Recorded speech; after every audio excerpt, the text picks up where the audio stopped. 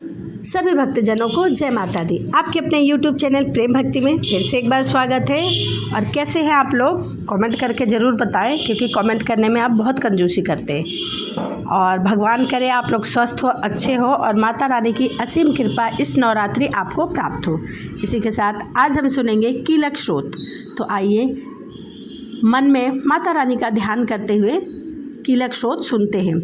महर्षि श्री मार्कंडेय जी बोले, निर्मल ज्ञान रूपी शरीर धारण करने वाली वेद त्रयी रूप दिव्य तीनों नेत्रों वाले जो कल्याण प्राप्ति के हेतु हैं तथा अपने मस्तक पर अर्धचंद्र धारण करने वाले हैं, उन भगवान शंकर को नमस्कार है। जो मनुष्य इस कीलक मंत्र को जानता है वही पुरुष कल्याण को प्राप्ति करता है। जो अन्य मंत्रों को जप कर केवल सप्तशती स्रोत से ही देवी की स्तुति करता है, उसको इससे ही देवी की सिद्धि हो जाती है। उन्हें अपने कार्य की सिद्धि के लिए दूसरे की साधना करने की आवश्यकता नहीं रहती। बिना जप के ही उनके उच्चाटन आदि सब काम सिद्ध हो जाते हैं। लोगों के मन में शंका थी कि केवल सप्तशती की उपासना से अथवा सप्तशती को छोड़कर अन्य मंत्रों की उपासना से भी समान रूप से सब कार्य सिद्ध हो जाते हैं। तब इसमें कौन सा श्रेष्ठ साधन है? लोगों की शंका को ध्यान में रखकर भगवान शंकर ने अपने पास आए हुए जिज्ञासुओं को समझाया कि यह सप्तशती नामक संपूर्ण स्रोत ही कल्याण को देने वाला है। इसके पश्चात भगवान शंकर ने चंडिका के सप्तशती नामक स्रोत को गुप्त कर दिया।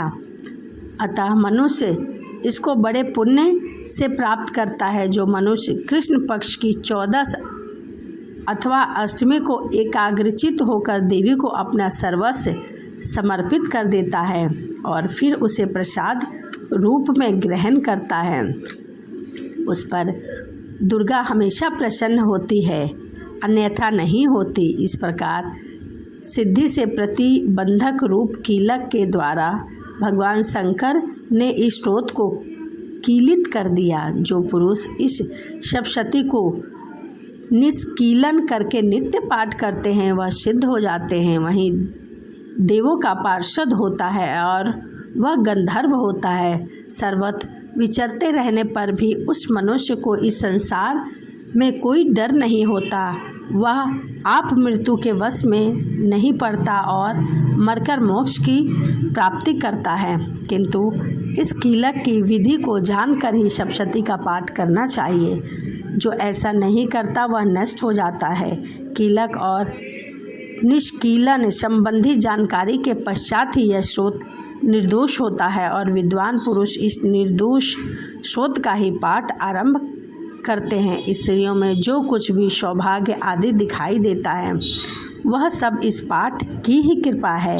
इसीलिए इस कल्याणकारी स्रोत का सदा हमें पाठ करना चाहिए। इस स्रोत का शनै शनै यानी कि धीरे धीरे पाठ करने से भी स्वयं मतलब स्वयं फल की प्राप्ति होती है। इसीलिए उच्च स्वर में ही इसका पाठ करना चाहिए।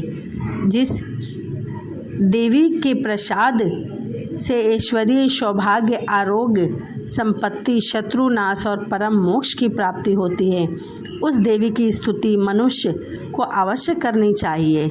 इति कीलक स्रोतम समापम। यहीं पर कीलक स्रोत समाप्त होता है। वीडियो कैसी लगी वीडियो में कमेंट करके जय माता दी लिखना ना भूलें। इसी के साथ वीडियो यहीं समाप्त करते हैं और आपसे मिलते हैं अगली वीडियो में। यदि आप मेरे चैनल पर नए हैं तो प्लीज़ चैनल को सब्सक्राइब लाइक करना ना भूलें, ताकि भक्ति से जुड़े हुए जितने भी कथा कहानियाँ हैं मैं आपके लिए लेकर आती हूँ और आप उसे सुन सकें। तो चलिए यही वीडियो को समाप्त करते हैं और आपसे मिलते हैं अगली वीडियो में। सभी को जय माता दी।